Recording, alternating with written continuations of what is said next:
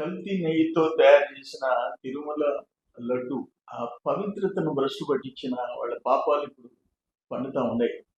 అయితే దానికి ఇప్పుడు దొంగ సాక్షి వాడి ఇష్టం వచ్చిన ఆయన ఇష్టం వచ్చిన కథనాలు రాసుకుంటూ కూర్చుంటున్నాడు. నేనేమడుగుతాను, మీ గవర్నమెంట్లో వైవి సుబ్బారెడ్డి గవర్నమెంట్లో ఆ బోలే బాబాకి 1 లీటర్ పాలు కొనుగోలు చేయని ఆ బోలే బాబా దగ్గర కొనుగోలు ఏంటి? లీటర్కి మీరు 20 రూపాయలు కమిషన్ తీసుకున్నారు. అందుకని ఆ ఘోరాలు జరిగినాయి.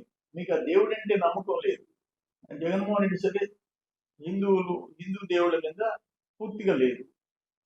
సుబ్బారెడ్డి మీద కూడా అదే ఆరోపణలు ఉన్నాయి. అందుకనే మీరు ఆ నెయ్యి ఆ లడ్డు మీద భ్రష్టు పట్టి చేసేసినారు. ఈరోజు సిబిఐ టీం ఎంక్వైరీలో మీ పాపాలు పండిపోతున్నాయి. వాటికి రివర్స్ కథనాలు సాక్షి పత్రికల్లో రాస్తా కూర్చున్నారు. తిరుమల లడ్డు అంటే కోట్లాది మంది భక్తుల సెంటిమెంట్ అది. దాన్ని దెబ్బతీసే విధంగా మీరు ప్రవర్తించారు.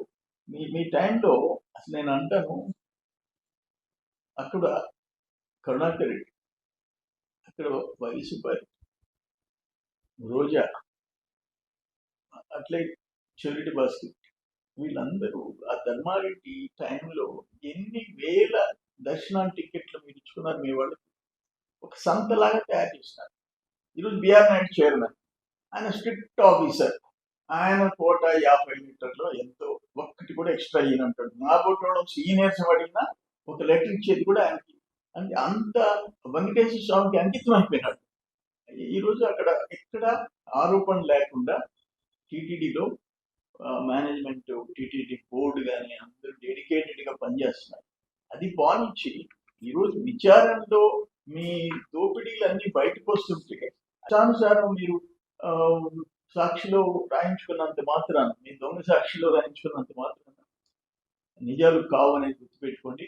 ఆ భగవంతుడు చంద్రబాబు నాయుడిని అలిపిరి దగ్గర వాళ్ళు ఆల్మోస్ట్ ప్రాణాలు తీసేసే కార్యక్రమం చేస్తే బతికిచ్చి ఈరోజు ముఖ్యమంత్రిగా పరిపాలన చేసే అదృష్టం ఆయన కల్పించాడు, ఈ రాష్ట్రానికి కల్పించాడు ఆయన సేవలు అందుకునే విధంగా.